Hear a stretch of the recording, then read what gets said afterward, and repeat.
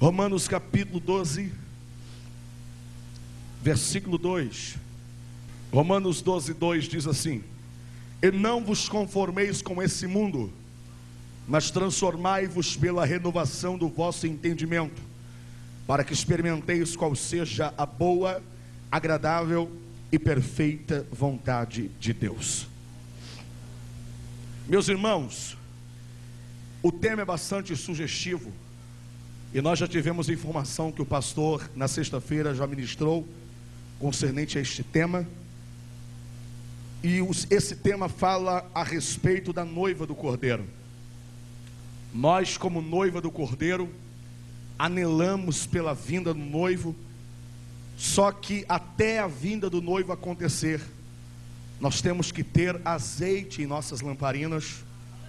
Como o pastor ministrou na sexta-feira aqui, temos que ter depósito em nossa vida, porque na verdade nós estamos no meio de uma peleja. Na verdade nós estamos no meio de uma guerra. E um dos segredos para vencermos essa guerra, como ministramos ontem aqui, é a glória de Deus, é a unção de Deus na nossa vida. E nós, como igreja de Cristo, temos pelo menos 3 principais desafios enquanto estivermos aqui nessa terra. O primeiro desafio é pregarmos o Evangelho e a sua palavra como ela é. O segundo é combatermos o pecado, a idolatria e o paganismo através do Evangelho da verdade. E o terceiro é preservar a nossa identidade como igreja de Cristo no meio dessa sociedade que está mergulhada pelo pecado e pela inversão de valores. Essa sociedade que está sob o domínio de Satanás em vários âmbitos da sociedade. 1 João capítulo 5, versículo 19. A Bíblia nos diz que o mundo jaz do maligno.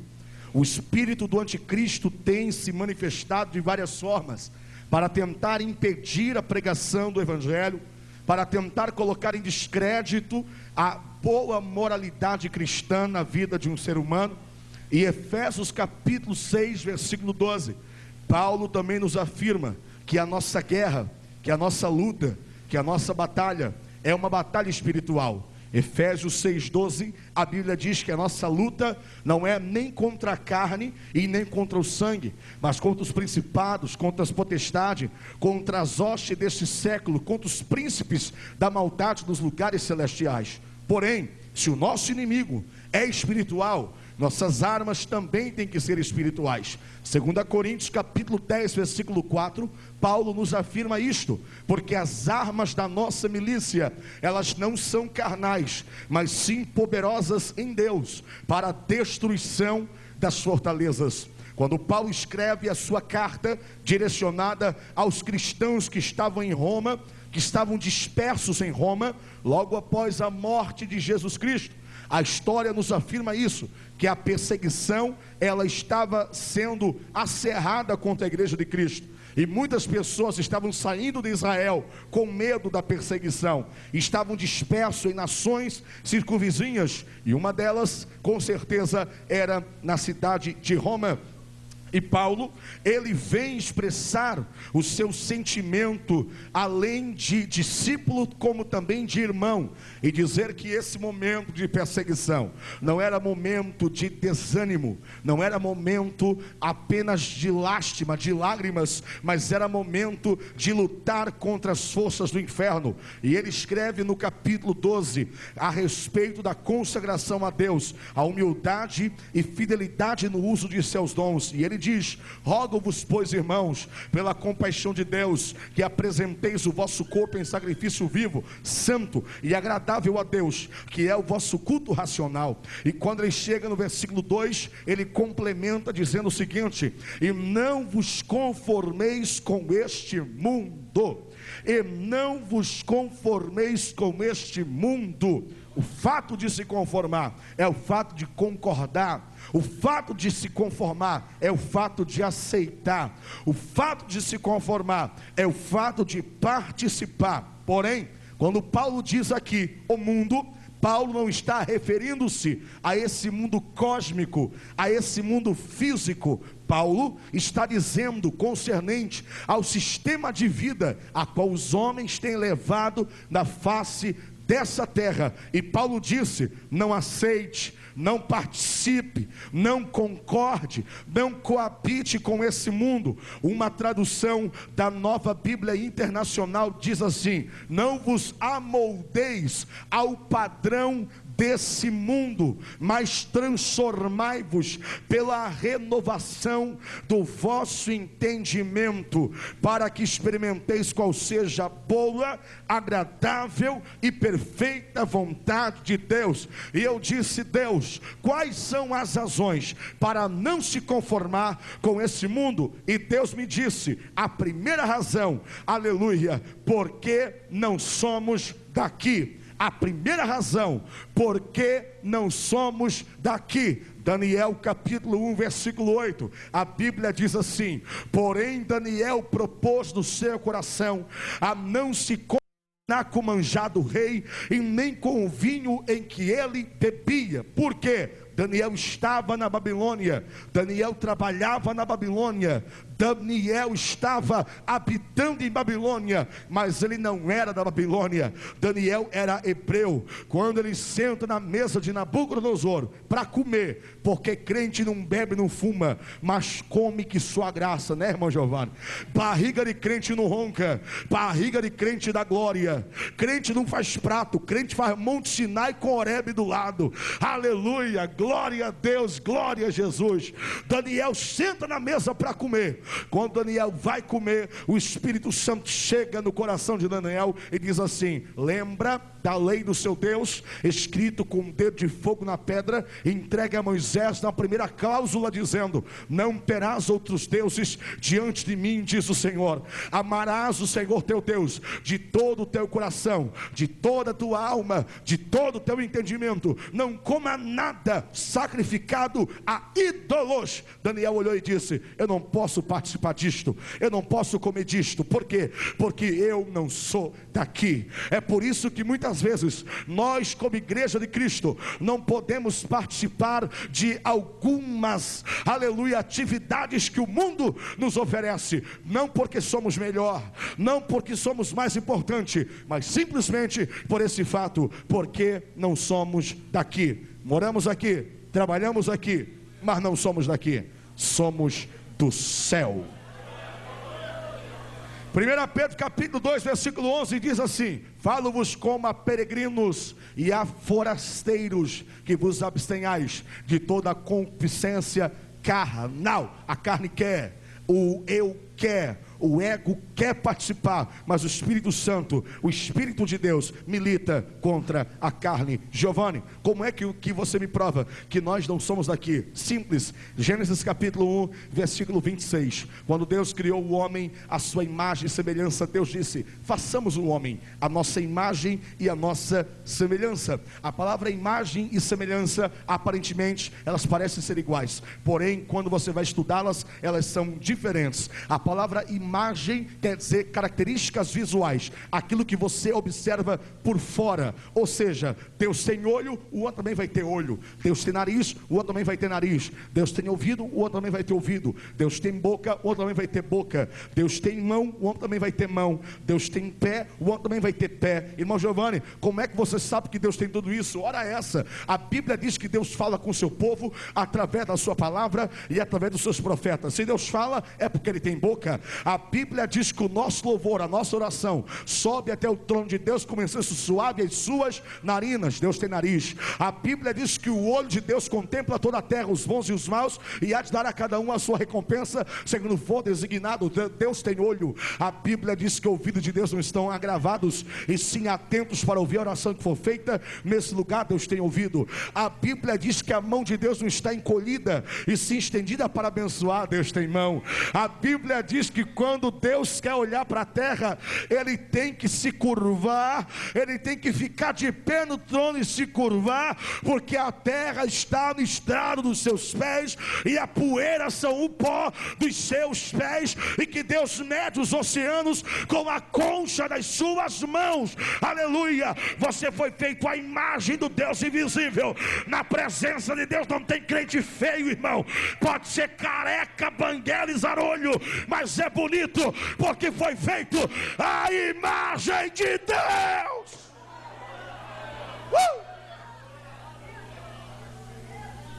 Aí Deus disse: façamos o homem à nossa imagem, e a nossa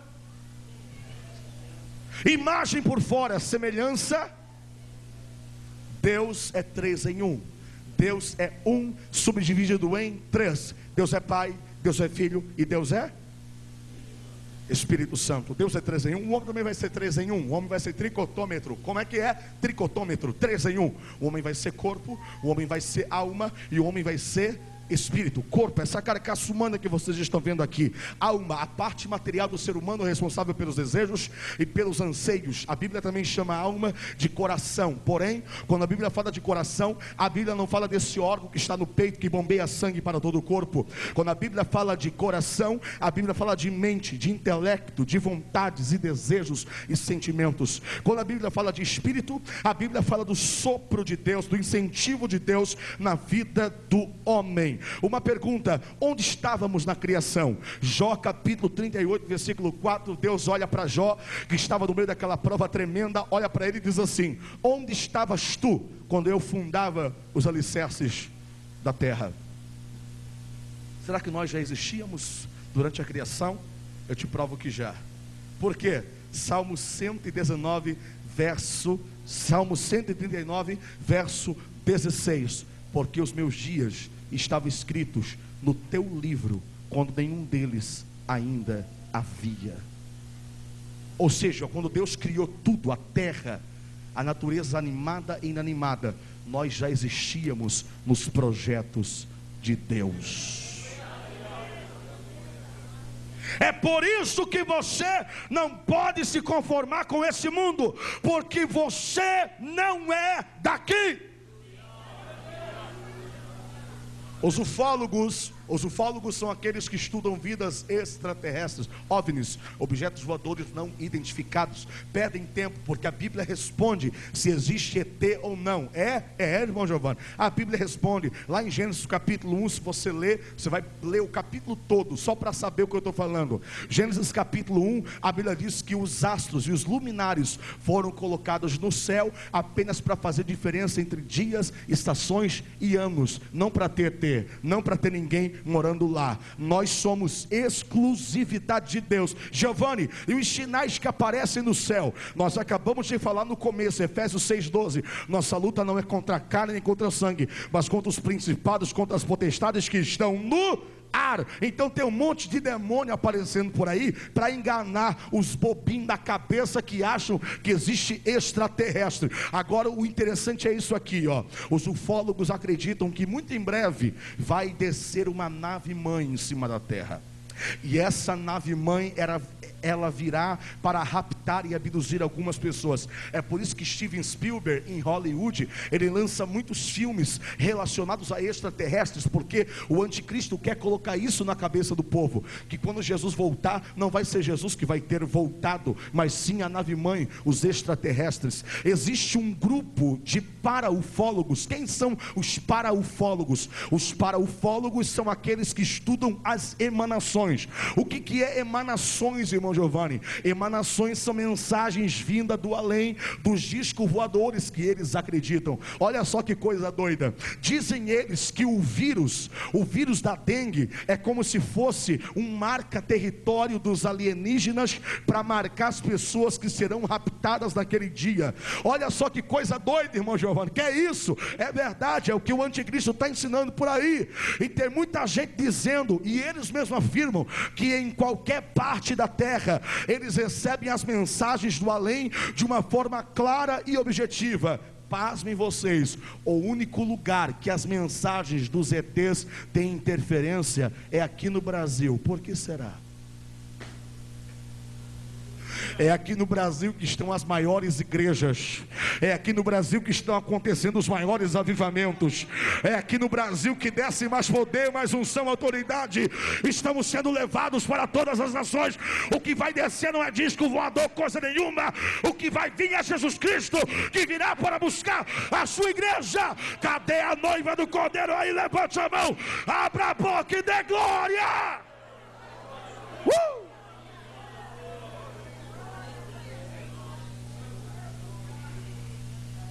Segunda razão por que não devemos nos conformar com esse mundo: porque Deus nos amou primeiro. 1 João capítulo 4, versículo 19, olha o que a Bíblia diz: nós amamos a Deus porque Ele nos amou primeiro. 1 João capítulo 2, versículo 15: não ameis o mundo, nem no que no mundo há, porque se alguém ama o mundo, o amor do Pai não está nele. Quando a Bíblia fala de amor, a Bíblia fala de 3 tipos de amor do grego no Novo Testamento. E quando eu falo de amor na Bíblia, não falo desse amor estridente de Zé de Camargo e Luciano. Quando eu falo de amor, não falo do amor melancólico de Roberto Carlos. Quando eu falo de amor, não falo desse amor banalizado, cantado em músicas profanas que estão sendo tocadas nas rádios e nos hits mais acessados por aí. Quando eu falo de amor na Bíblia, a Bíblia fala do primeiro tipo de amor, amor filia, que é amor entre irmãos. Jesus Cristo mesmo disse isso: amai-vos uns aos outros como eu vos amai-vos. Aí alguém diz: mas para Jesus era fácil dizer que tinha que amar o próximo. Aliás, ele era o Filho de Deus, ok. Paulo foi mais específico quando disse em Colossenses: suportai-vos uns aos outros.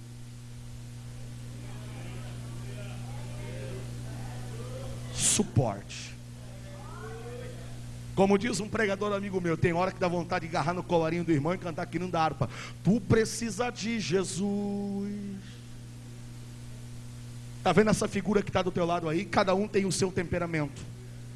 Segundo a psicologia, cada um tem o seu temperamento. Existem os melancólicos, existem os coléricos, existem os fleumáticos, existem os sanguíneos. Os melancólicos são aqueles mais chorão, que vivem de boca aberta. O melancólico chora para tudo. O melancólico chora na chegada de um pastor e na despedida nem se fale. O melancólico chora quando vai dar um abraço. O melancólico gosta de contato, de abraço, de dar paixão, de olhar no olho e conversar com a pessoa. Esse é o melancólico. O melancólico tem que falar o nome dele nos agradecimentos finais, senão ele fica bravo. O melancólico gosta de confete e gosta que uma banda toque quando ele faz alguma coisa boa para alguém. Esse é o melancólico. O melancólico é gente boa, mas cuidado para não ofendê-lo. Sempre dê um abraço melancólico. Sempre olhe no olho dele e diga: eu estou aqui para o que tem e vier. Agora o colérico é diferente. E engraçado que cada discípulo tinha a sua personalidade. Eu penso que o melancólico era João, o apóstolo do amor. João era tão melancólico que Jesus um dia pegou a cabeça de João, afagou no peito e disse: se preocupa não, João, eu estou junto com você nessa luta. Nós vamos vencer, João. Nós estamos juntos, João. O colérico é aquele que tem que ver para crer. Já dá para lembrar quem é o colérico, né, irmão? É Tomé. Tem que ver para crer. O colérico, se passa perto de alguém que está conversando, a pessoa para de conversar, o colérico olha e diz: estavam falando mal de mim, estavam se levantando contra a minha vida. Esse é o colérico. É detalhista, é inteligente, porém acha que o mundo conspira contra ele. Tem muita gente colérica que se afastou dos caminhos do Senhor. Olha e diz: eu me afastei porque alguém me morto. Eu me afastei porque alguém me chamou de feio. Quem é que morreu por você? Foi alguém ou foi Jesus? Existe também o fleumático. O fleumático é o reservado, porém o mais inteligente. Judas era o fleumático. E pasmem vocês, Judas era tão inteligente que ele era o tesoureiro. Giovanni, como é que pode? O diabo não vai querer atacar alguém que não produz nada para Deus. Satanás vai querer atacar aquela pessoa que está trabalhando no reino de Deus. Mas o fleumático é sério, é reservado. Não é fácil você vê o fleumático pedindo perdão. Pateou, irmão! Ó o fleumático, pateou. Como é que você está? Está tudo bem. Precisa de ajuda, irmão? Não, muito obrigado. O fleumático não sorri. O fleumático é o sério, mas é o jeito dele ser. Agora existe o sanguíneo. O sanguíneo. O sanguíneo é nervoso. O sanguíneo, como diz o nordestino, é arretado. O sanguíneo fala o que vem na telha, o que dá vontade. Quando vai lembrar, oh meu Deus, ofendi. Falei, pronto. O sanguíneo tem uma espada. Tem gente que está morrendo de vontade de gritar. Fala mesmo, Jesus. Pode gritar, irmão. O sanguíneo tem uma espada na cintura, igual Pedro. Quando foram prender a Jesus, Pedro sacou a espada da cintura, olhou e foi para agarrar na garganta de Mal. Só que Pedro não entendia nada de espada. Pedro entendia, pastor Machado, era de peixeira, porque Pedro era pescador. E como ele só entendia de peixeira, ele largou na garganta, errou, acertou a orelha. A orelha caiu um para o lado, o Mal caiu para o outro. Jesus pegou a orelha, olhou para Pedro e disse: para trás de mim, Satanás, acaso não beberia eu do cálice que Deus me deu? É o sanguíneo. Eu não sei se você é fleumático, eu não sei se você é sanguíneo, eu não sei se você é melancólico, eu não sei se você é colérico. Está vendo essa figura que está aí do teu lado? Não olha para ele, disfarça, irmão. Olha de canto de olho. Não é fácil aguentar o teu irmão no dia a dia. Não é fácil suportar o casamento. Só Jesus para dar vitória, irmão. Você que está solteiro, pensa muito bem antes de casar, porque depois de casar, irmão, é para o resto da vida, para a vida toda. Aleluia, glória a Deus, glória a Jesus.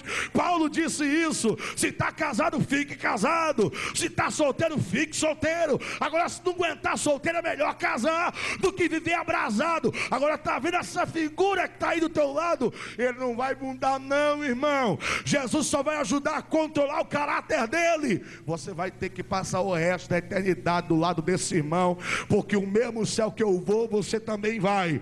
O mesmo céu que eu vou, você também vai para lá. Lá no céu não vai ter sala VIP. Lá no céu não vai ter sala separada. Lá no céu vai ser uma sala só. E o nome dessa sala vai ser a sala do trono. Vai estar todo mundo de mão dada junto, reunido, louvando e dizendo: Santo, Santo, Santo é o Senhor.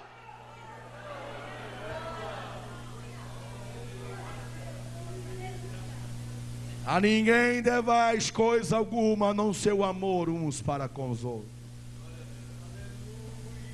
Segui a paz com todos e a sem a qual ninguém perdoe, ame, dê uma segunda chance, perdoe 70 vezes 7 por dia, perdoe, ofereça o outro lado da face, perdoe. Perdoe, porque esse é o amor filho, é o amor entre irmãos. Amai-vos uns aos outros como eu vos amei, disse Jesus. Suportai-vos uns aos outros, disse Paulo. Perdoe. Tem gente que não sabe perdoar, e tem gente que quer ouvir, aleluia, a resposta de Deus, e quer que sua oração seja ouvida. Deus jamais vai ouvir a sua oração se o perdão não for liberado do teu coração. Irmão Giovanni, não tenho nada contra fulano, mas tem um negócio nele que não bate, que não encaixa, que não vai. O meu espírito não bate com o espírito dele. Que espírito é o teu, irmão? Deus vai preparar uma oportunidade para você ficar cara a cara com fulano, e você vai ter que perdoar, e você vai ter que amar. Não vos conformeis com esse mundo. Amor eros, amor de homem para mulher, deixa para uma próxima, específico para uma reunião de casais. Amor eros, amor de homem para mulher, a questão da família. Primeiro, amor filia. Segundo, amor eros. Terceiro, João capítulo 3, versículo 16, o textuário da Bíblia. Porque Deus amou o mundo de tal que deu seu Filho para todo aquele que nele não pereça, mas tenha vida. O último amor é o amor que quebra barreiras, é o amor que quebra correntes, é o amor que renova, é o amor que levanta, é o amor que vem de Deus. Primeira razão, porque não devemos nos conformar com esse mundo, porque não somos daqui. Segunda razão, porque Deus nos amou primeiro. Terceira razão, esse aqui eu gosto demais, porque não somos de nós mesmos. Não somos de nós mesmos. A palavra que mais gostamos de ouvir de Deus é o sim. Deus, eu posso fazer isso? Sim, ok, Deus é fiel. Deus, eu posso tomar tal decisão? Sim, amém, eu te amo, Jesus. Deus, eu posso contratar, estar ao lado de fulano ou aderir a essa aliança? Deus diz não. E aí, ele continua sendo fiel? Ele continua sendo Deus? Deus me dá vitória. Deus olha e diz: não, vou provar você mais um pouco. E daí? Mão direita para cima. Repita comigo: não de Deus. Mais forte: o não de Deus também é vitória. Deus complica, mas depois descomplica e explica o porquê complicou. Você entendeu? Eu também não. O crente não foi chamado para entender, o crente foi chamado para obedecer e adorar.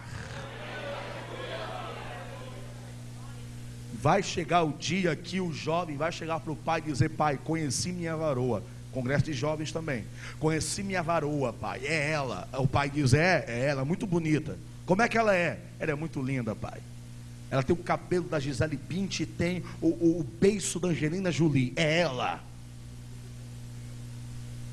A moça vai chegar para a mãe e dizer: mãe, conheci o meu Isaac, meu prometido. Quem que é ele? Ele é muito bonito, mãe. Ele tem os olhos do Leonardo DiCaprio e o beiço do Cauã Raymond. É ele. A mãe diz: eu tive até uma visão, um sonho à noite. Eu sonhei que à noite de um pote de ouro saiu um arco-íris. Dentro do arco-íris estava o meu nome e o nome dele. E para confirmar passou uma borboleta, bem na hora. O pai e a mãe que já conhecem a família, já conhecem a história, já conhecem a procedência, olha para o filho e para a filha e diz: vigia, não é de Deus, cuidado, busca a direção de Deus para a sua vida.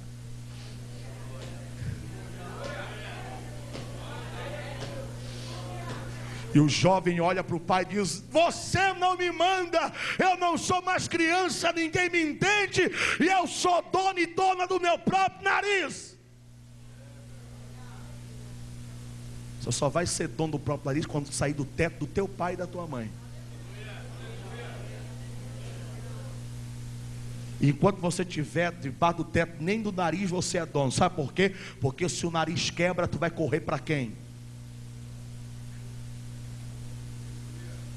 O que Deus tem para você não é gatinho e gatinha, porque gatinho e gatinha machado e vira leão e devora a tua fé. O que Deus tem para você é ovelha. Pode não ser muito bonito, pode não ser aquela coisa, mas é homem de Deus, é mulher de Deus que vai estar do teu lado, que vai te ajudar, que vai te apoiar.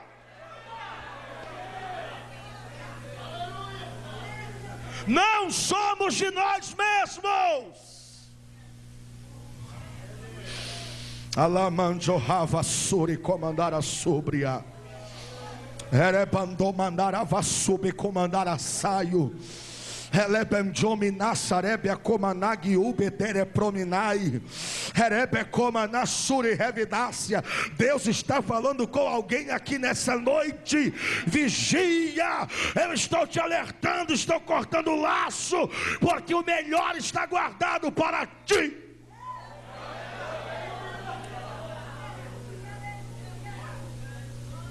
Coloque as mãos nos pulmõezinhos dessa criança. Jesus está dando o livramento de uma bronquite asmática terrível, que mais tarde ia se formar nessa criança. Esse enfado que tem na hora de dormir, de mamar, não vai ter mais. Esse refluxo não vai ter mais, porque Jesus está dando um livramento hoje para essa criança. Quem acredita na vitória dessa criança, levante a mão, abra a boca. Urabaca mandarava xandarábia e dê glória.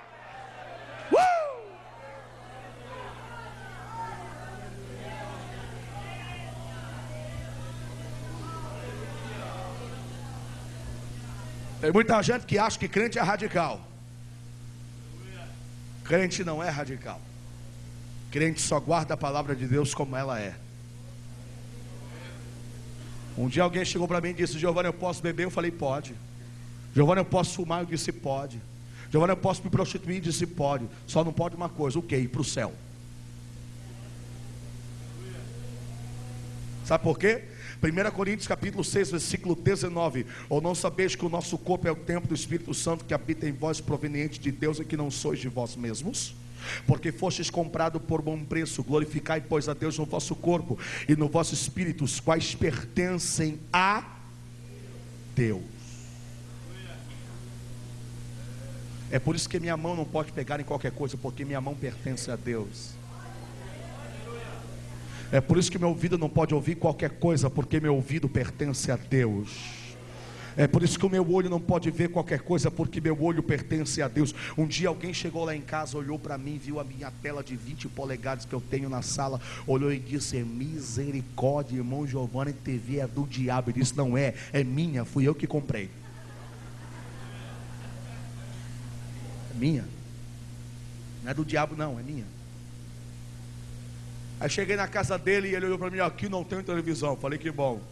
Aí entrei no quarto, o filho dele, para ser hospedado, tinha uma baita tela de computador. Eu falei: ué, peraí, não tem TV, mas computador tem? Que história é essa? Com internet é pior do que TV, porque TV tem censura, internet não. O que você quiser ver, você vai lá e clica. Cuidado com o que o teu filho anda vendo na internet, no quarto dele, trancado à noite. Deus está falando com alguém aqui. Não deixe o diabo, o demônio entrar na sua casa através de toda essa miséria. Jovem, não vale a pena perder tudo que Deus te deu por alguns minutos de prazer, não vale.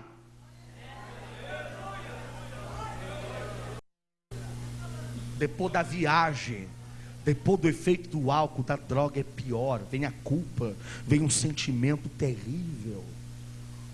Depois do clímax, é tudo igual, não vale a pena. O que Deus tem para você não é por um momento, o que Deus tem para você é eterno. Eu olhei para aquele irmão, repreendi ele em nome de Jesus e disse: irmão, você faz certo. Se você não sabe usar, é bom que você não tenha. Se você não sabe usar, é bom que quebre, é bom que jogue fora. Aleluia, te afasta de tudo aquilo que te afasta de Deus. Aleluia, louvado seja o nome do Senhor. Sabe por quê? Porque você não se manda, você não é de você mesmo. Jesus te comprou na cruz do Calvário por bom preço, e a preço de sangue.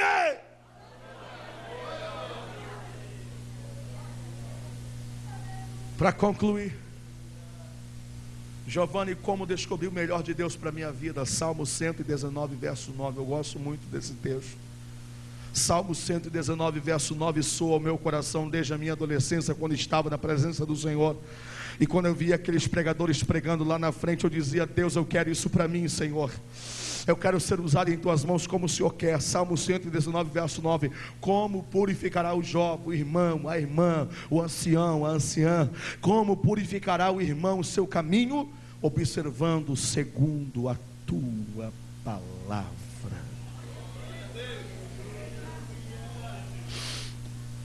Um dia eu estava indo pregar. Eu vou encerrar aqui. Eu estava indo pregar na ilha de Itaqui. Pertencia ao campo do pastor Machado. O pastor Machado fez um trabalho tremendo ali em Guaraqueçaba. E uma das igrejas era Itaqui. E eu estava indo pregar naquela ilha e fui de barco, porque por terra era estrada de chão, era difícil acesso. Então nós fomos de barco até a ilha de Itaqui. E eu estava ali e naquele barco, e chegando no barco a maré estava seca, e como a maré estava seca, nós tínhamos que descer do barco e andar a pé, caminhando pela lama. E a lama naquele dia estava tão funda que ela chegava a bater nos joelhos, e nós estávamos com bolsas. Tem pessoas que hoje veem nós voando para lá e para cá, não sabem o preço que nós pagamos para chegar aqui. Muitas promessas que o Senhor nos fez, e o Senhor está cumprindo hoje para a glória dele. E quando eu estava chegando naquela ilha, o Espírito Santo me fez observar uma garça. Quantos conhecem a garça aqui? Vários irmãos já viram a garça. A garça tem alguns portes, alguns tipos mais pequenos, outros maiores, mas elas são sempre as mesmas, as pernas longas e laranjas, o bico e as penas totalmente brancas. E quando nós estávamos andando e caminhando no meio da lama, eu olhei para aquela garça, olhei para o irmão e disse: irmão, como é que pode? A garça, ela caminha no meio da lama e tem as penas brancas. O que ela está fazendo aqui no meio da lama? O irmão que era nativo daquela ilha, o irmão Antônio, o Antônio explicou para mim e disse assim: ó, não, irmão Giovanni, é que quando a maré sobe, pode estar o calor que for, os peixes eles entram no meio do mangue para se refrescar, porque a lama ela é gelada, independente do calor que estiver. A lama é o filtro do mar, então a lama fica bem gelada e os peixes entram dentro da lama. E o ciclo da vida, ele funciona da seguinte forma: quando a maré seca, os peixes não se dão conta que a maré está secando e eles não voltam para o fundo, então eles ficam presos no meio da lama. É aí que a garça ela entra no meio da lama, caminhando suavemente, e quando ela sente o borbulhar de um peixe debaixo da lama, ela enfia o seu bico dentro da lama, pega o peixe, ergue o bico para cima para o peixe descer goela abaixo.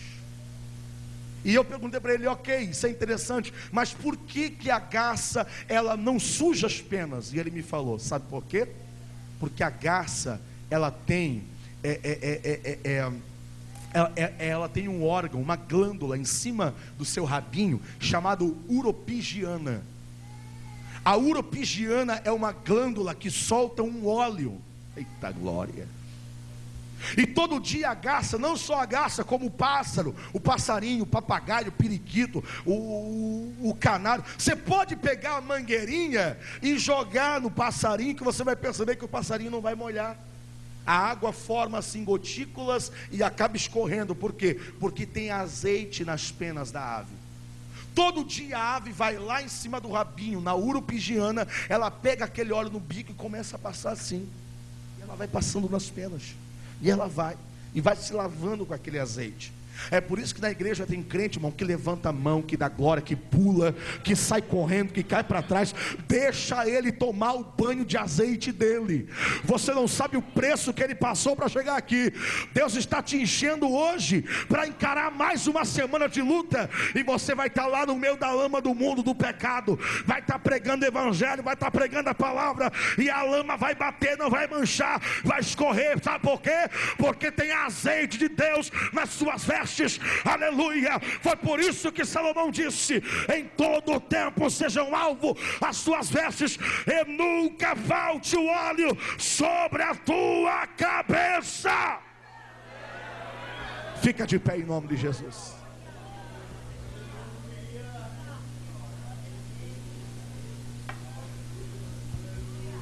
Igreja de Serranópolis do Iguaçu e de região, mais precisamente no bairro Flor da Serra, não vos conformeis com esse mundo. Sabe por quê? Porque vocês não são daqui. Porque Deus vos amou primeiro, e porque vocês não são de vós mesmos. Essa igreja só está vencendo, o pastor Machado só está fazendo um lindo trabalho, está vencendo, porque a glória e a bênção de Deus está aqui. E a festa não termina hoje, ela vai continuar. O avivamento está aqui nessa igreja.